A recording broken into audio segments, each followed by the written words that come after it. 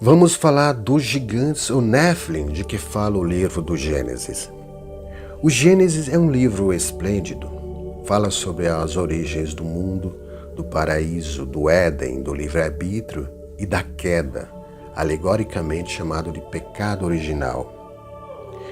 A história dos gigantes está ligada à queda. Há na Bíblia notícias de que existiram homens gigantescos sobre a face da terra. Atribui-se-lhes predicados agressivos, predominando a força bruta, e que terão desaparecido depois. Tem-se aí uma hipérbole, gênero de locução muito presente na Bíblia. A Bíblia noticia, mas ela é diferente de um livro de história. Ela é um livro de poesia, cultura, episódios históricos, do conflito eterno do bem contra o mal e da exposição de leis eternas que presidem a criação incessante e sempre renovada dos seres, sobretudo no Gênesis. O que são, então, os gigantes ou Nephilim? Vamos retroceder ao começo de tudo para entender melhor o assunto, conforme relata o Gênesis e os tratados herméticos. Segundo os tratados herméticos, retomados séculos depois por Pitágoras e por Platão, levados à frente posteriormente por Orígenes, Deus criou todas as almas iguais e que algumas delas transgrediram no mundo espiritual e tiveram que deixá-lo e vir para a terra. E que outras se voltaram para Deus, aperfeiçoaram-se e se tornaram anjos. As que deixaram o mundo espiritual e vieram para a terra trazem consigo as tendências para o mal, que consiste na identificação ilusória do si mesmo com o eu inferior gerado pela ignorância. A tradição da sabedoria que vem da corrente egípcia judeu-cristã afirma que o mal humano não é devido à ignorância, mas do pecado do conhecimento por si mesmo, em lugar do conhecimento recebido de Deus. O Gênesis descreve essa transgressão da vontade como o desejo de arrogar-se o conhecimento do bem e do mal e de se tornar deuses. E esse ato de transgressão desfigura a semelhança com Deus. Os rastros dessa desfiguração à semelhança com Deus estão espalhados pela terra, e a história conta dos povos, nações e continentes que marcaram épocas num passado muito distante, quando se deu o domínio dos gigantes. Foi assim com a lendária civilização muito avançada de Atlântida, há quase 10.000 anos passados. Os conhecimentos dessa civilização eram muito grandes. Com o tempo, o desejo de arrogar-se o conhecimento do bem e do mal e de se tornarem deuses, como diz no Gênesis, se afastaram do sagrado e se uniram às hierarquias decaídas, e em sua loucura naufragaram nas águas do esquecimento e desapareceram. Os magistas contam que, com a degeneração dos Atlantes, os mais avançados no conselho de iniciados profetizaram que o continente iria submergir nas águas. Então eles se prepararam para deixar a Atlântida. Navegaram e chegaram ao continente africano, no lugar que se chamaria Egito. Ali eles dão impulso novamente a um novo ciclo com o conhecimento que eles trazem de Atlântida. As colossais pirâmides surgem desse saber dos Atlantes. Alguns faraós são iniciados e preparados para fazer do Egito o que for a Atlântida. Mas as contendas pela sucessão do trono e as intrigas palacianas fizeram com que o sonho da nova Atlântida perdesse força. Os iniciados, então, tentam manter esse saber antigo e ramificam em outros lugares a fim de preservar esse conhecimento. Deles se erguem as pirâmides do Antigo México, dos Incas e dos Maias. Mas essas civilizações também degeneraram. Elas foram os últimos laços daquele continente avançado deixado neste outro lado da Terra. Assim também aconteceu com tribos e povos primitivos, desherdados de seu passado brilhante e majestoso e obrigados a recomeçar tudo. Começaram morando em caverna ou embaixo de árvores. Como contam os registros, houve há muito tempo reinos poderosos e cidades magníficas na África.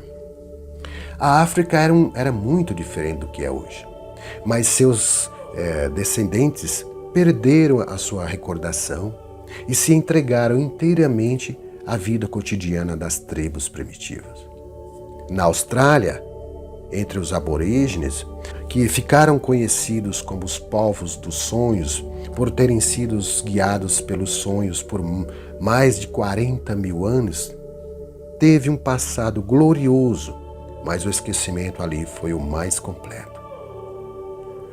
Todo esse passado antigo de glória, poder, ascensão, queda e esquecimento está em conformidade com o que diz no Gênesis e nos tratados herméticos. Ou seja, de que ao chegarem a este mundo, depois da queda, essas almas descidas à terra por livre e conforme a sua vontade, ergueram estandartes à sua própria glória, orgulho e poder. Esse passado é conhecido no Gênesis como o tempo dos gigantes. Diz no Gênesis: naquele tempo viviam gigantes na terra, como também daí por diante, quando os filhos de Deus se uniram às filhas dos homens, e elas geraram filhos. Estes são os heróis tão afamados nos tempos antigos.